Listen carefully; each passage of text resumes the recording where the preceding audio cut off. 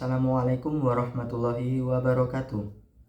Video kali ini kami buat untuk memenuhi tugas ujian akhir semester mata kuliah Ulumul Hadis di UIN Sunan Kalijaga, Yogyakarta.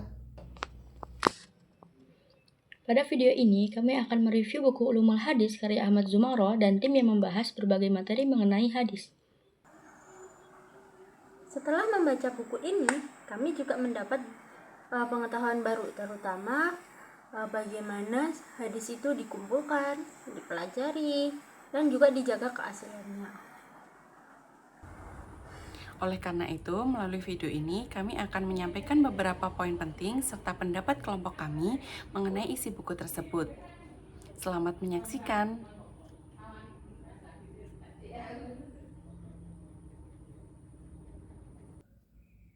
Pada bagian awal buku, dijelaskan mengenai pengertian hadis, sunnah, khobar, dan asar.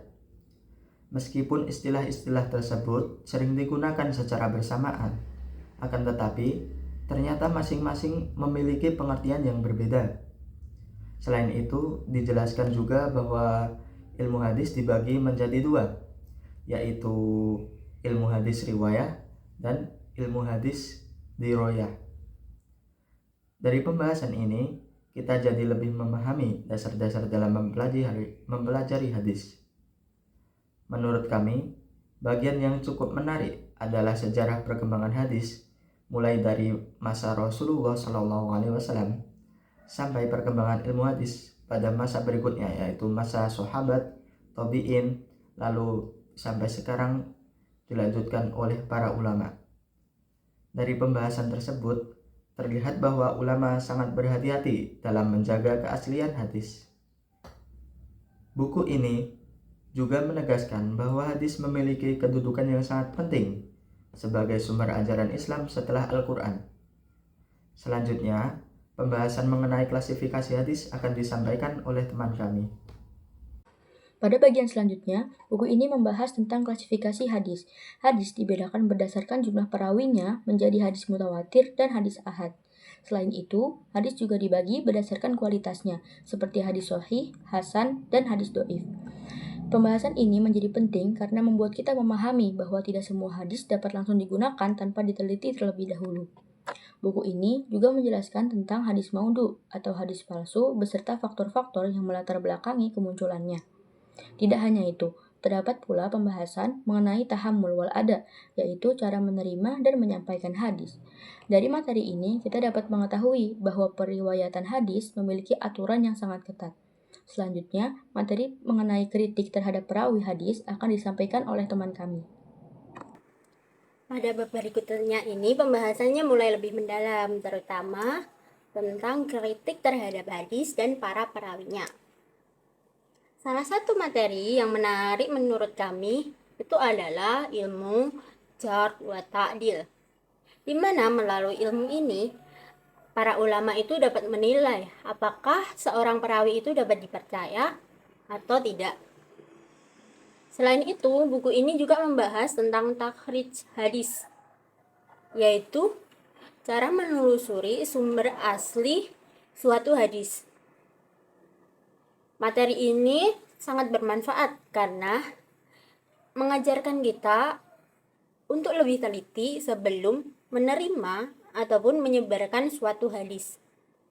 Di dalam buku ini juga dijelaskan beberapa jenis kitab hadis seperti Al-Jami, Musnad, dan Sunan.